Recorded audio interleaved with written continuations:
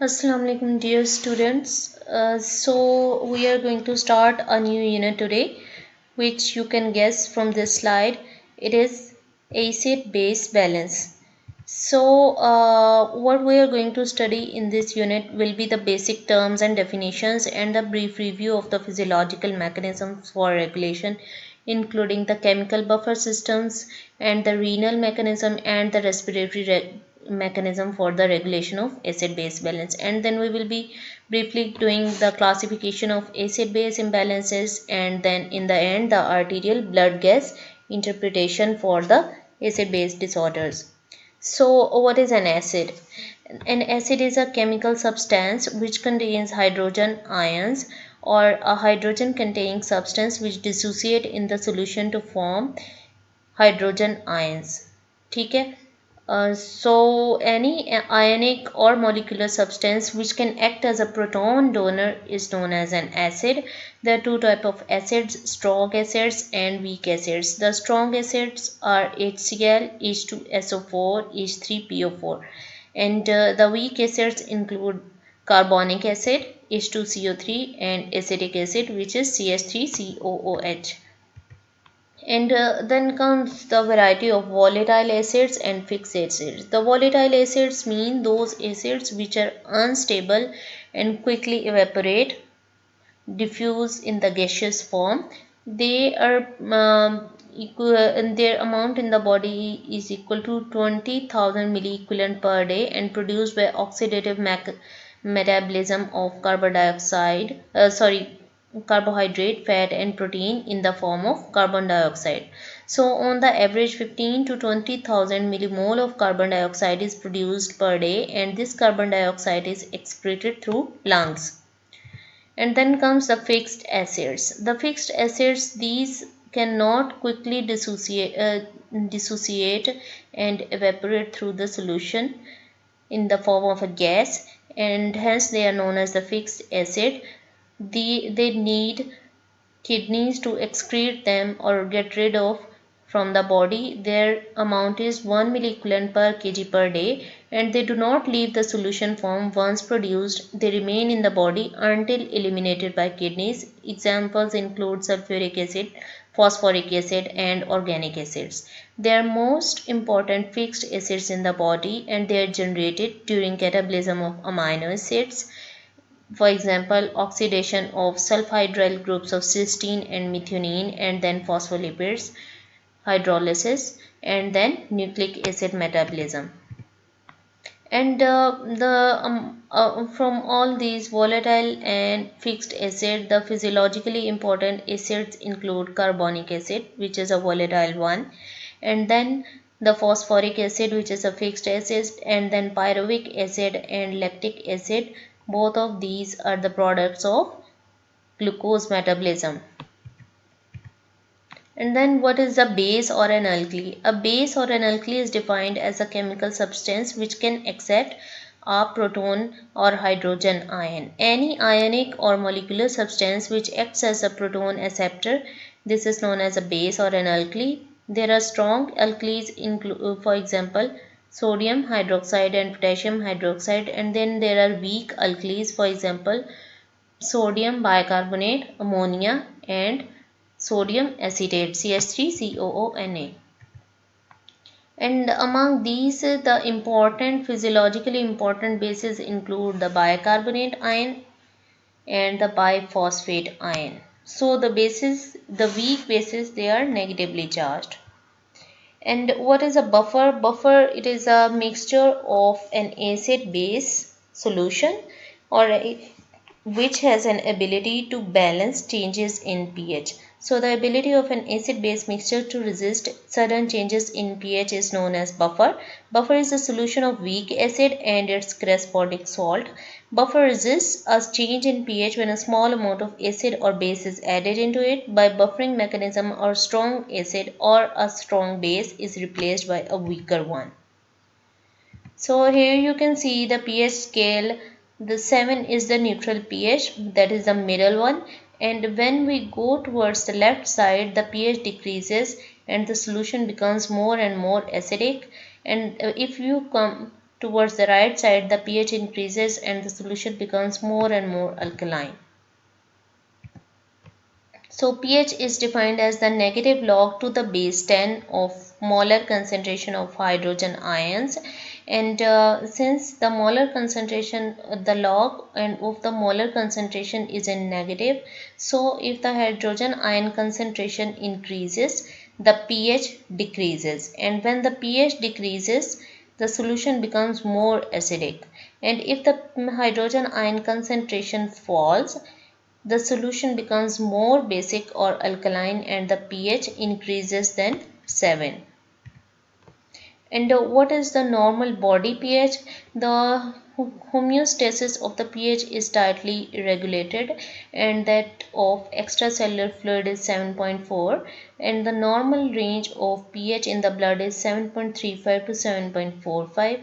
If it falls below 7.35, this is known as acidosis or acidemia. If it rises above 7.4, this is known as alkalosis or alkalemia, and acidosis with pH less than 6.8 is lethal, can lead to death, and alkalosis with pH more than 8 is again lethal and it leads to death. So the blood normal pH from this diagram you can remember 7.35 to 7.45 is a happy normal pH. Below this is acidosis, above this is again acidosis and death when the pH falls below 6.8, and death when the pH rises above 8. Any small changes in the pH can produce major disturbances in the enzymatic functions because they work only with the narrow pH range, and acid-base balance can also interfere with the electrolytes function like sodium, potassium and chloride, and also affect membrane functions and protein functions, and they can also affect the hormonal actions. And the regulation of acid-base balance is known as the equilibrium between the acid and base elements of the blood and body fluids. The body has three mechanisms to maintain acid-base balance. First is the chemical buffer system, which is the first line and robust acting. The second is the respiratory compensation. It is the second line and it also occurs separately but within from seconds to minutes. And the third one is the renal compensation. This is the third line, however this is the definitive one. It takes few days, hours or days to settle, but this is the most definitive and accurate correction of any changes in pH. This is also known as metabolic compensation. So here from the Henderson-Hasselbalch equation you can see pH is equal to pKa plus log base over acid, that is negative ion divided by Ha, which is the conjugate base divided by acid. So its metabolic component, that is bicarbonate, is regulated by kidneys, and its respiratory component, which is partial pressure of carbon dioxide, is regulated by lungs. And the first line of defense, as we already discussed, is the chemical buffer system including bicarbonate, phosphate and protein. And the second line of defense is the physiological buffer, from which the respiratory mechanism occurs quickly within seconds to minutes by carbon dioxide excretion regulation. And then this is physiological buffer include the renal mechanism of excretion of hydrogen ion concentration. So the buffer systems are the first line of defense and they are very rapidly acting within the seconds, and buffer system of blood, tissue fluids and cells immediately combine with acid and base to prevent excessive changes in pH, and they do not eliminate hydrogen ion from the body or add them to the body, but only keep them tied up until the balance can be re-established with the help of kidneys. There are three major chemical buffer systems: bicarbonate, phosphate and protein. So here you can see the extracellular fluid and intracellular fluid. This is the classification of buffer system. The intracellular fluid contains the phosphate buffer system, which is present only intracellularly, and the protein buffer system, which include three types, One is the hemoglobin buffer system, which is again intracellular fluid buffer, and it is present only in red blood cells and used to buffer carbon dioxide. The other one is the amino acid buffer system, which is present in all proteins. And the third one is the plasma protein buffer system, which is present extracellularly. So the extracellular fluid contains two type of buffer system. One is a protein buffer system containing plasma proteins and other amino acids, and the other one is the carbonic acid bicarbonate buffer system, which is the major extracellular fluid buffer system. And now we will discuss them one by one. The bicarbonate buffer system is the most important extracellular fluid buffer and also accounts for 65% of buffering capacity of plasma and 40% of buffering capacity of the whole body. And its basic constituent bicarbonate is regulated by kidneys. However, the acidic component carbonic acid is under respiratory regulation. The carbonic acid H2CO3, it dissociates into hydrogen and bicarbonate ions, and the normal concentration of bicarbonate to carbonic acid ratio is 20:1, which means that there is a large reserve of bicarbonate or the alkali in the body as compared to carbonic acid. Here you can see that 20 parts of bicarbonate, which is 24 milliequivalent per liter, is balancing the blood pH on the basis of 1 part of carbonic acid, that is 1.2 millimole per liter.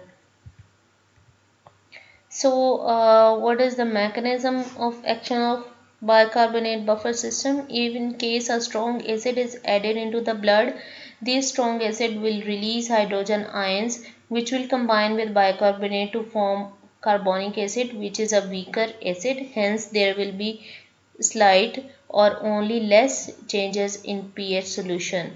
And then, if the strong base is added into the blood, that is alkalosis occurs. This base will react with carbonic acid to form sodium bicarbonate, which is again a weak base, and then hence only a very slight increase in pH of the solution will occur. So here you can see that in case of acidosis or addition of extra hydrogen ion, this bicarbonate will split into water and carbon dioxide, and respiratory rate will increase. So more and more carbon dioxide will be released from the lungs out of the body, and hence the partial pressure of carbon dioxide will be reduced in the blood.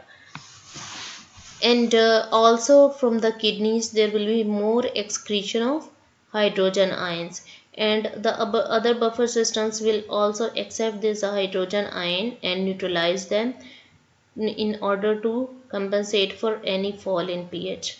And this depends upon the bicarbonate reserve from where bicarbonate ion is coming into the plasma.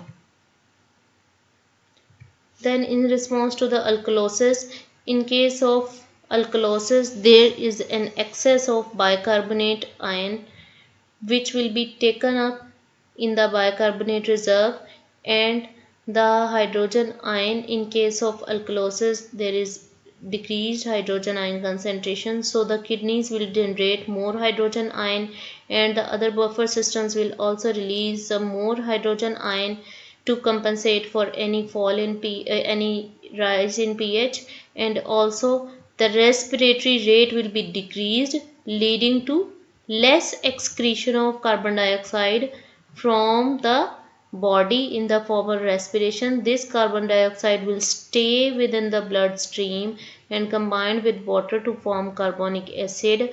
Hence, the pH will come back to normal or near normal. So, but there are different limitations or certain drawbacks of bicarbonate buffer system. The first of all is this, that it cannot prevent extracellular fluid from changes in pH resulting from increased or decreased level of carbon dioxide, because carbon dioxide is a part of this buffer system and it functions only when respiratory system and respiratory control center. Here you can see that this buffer system depends upon two things, that the bicarbonate reserve is enough and also this respiratory rate and these lungs are functioning properly, and also carbon dioxide is being used as a part of this buffer system. So these three things are the limitation of this bicarbonate system. Then comes the protein buffer system.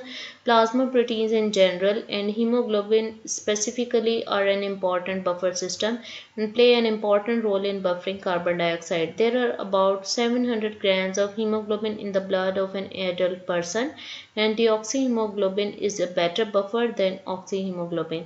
So the carbon dioxide, when it combines with water, it forms the carbonic acid, which dissociates into hydrogen ion and the bicarbonate. This bicarbonate is exchanged with chloride, and this is known as the chloride shift. This carbon dioxide diffuses across the cell membrane of red blood cell, for which no transport mechanism is required. As carbonic acid dissociates, bicarbonate ions diffuse in the plasma in exchange for chloride ions, which is the chloride shift. Hydrogen ions are buffered by hemoglobin molecules. Hydrogen hemoglobin plus oxygen change to hydrogen hemoglobin oxide, and the only intracellular this the hemoglobin buffer system is the only intracellular buffer system which has an immediate effect on extracellular fluid pH. Any other intracellular buffer system like phosphate buffer system does not have an immediate effect on extracellular fluid. So this hemoglobin buffer system prevents any major changes in pH when the plasma carbon dioxide concentration is rising or falling. Here you can see that this is a red blood cell, and from red blood cell carbon dioxide is being released into the lungs alveoli, and how this is occurring, that bicarbonate is entering within the red blood cell and the chloride is getting released in reverse exchange. This bicarbonate ions, when combined with hydrogen ion, carbonic acid is formed, which quickly dissociates into water and carbon dioxide. So the carbon dioxide can be released to the lungs. And here you can see that when hemoglobin oxide is there, this hemoglobin oxide, it takes up hydrogen ion, so it becomes a hemoglobin hydrogen ion. This hydrogen ion is then regulated over here, and when the hemoglobin is deoxidized, that is, it contains carbon dioxide instead of oxygen, it accepts more carbon dioxide, and this carbon dioxide is also buffered here. Then comes the phosphate buffer system. The phosphate buffer system contains anion hydrogen phosphate, which is a weak acid. It works like the carbonic acid bicarbonate buffer system. However, it is an important intracellular fluid buffer and the renal tubular fluid or the urine buffer system. So the normal ratio of sodium hydrogen phosphate versus the sodium hydrogen phosphoric acid in the plasma is 4:1, and it is kept constant in kidneys. This phosphate buffer system has absolutely no role in extracellular fluid pH, and it accepts sodium hydrogen phosphate accepts a hydrogen ion. So sodium hydrogen biphosphate is formed, and hence this buffer system accepts hydrogen ion. This was all for today. Thank you for being and listening, and please go back home and go through this lecture because this is very important. If you don't go through daily, you are unable to understand. Thank you.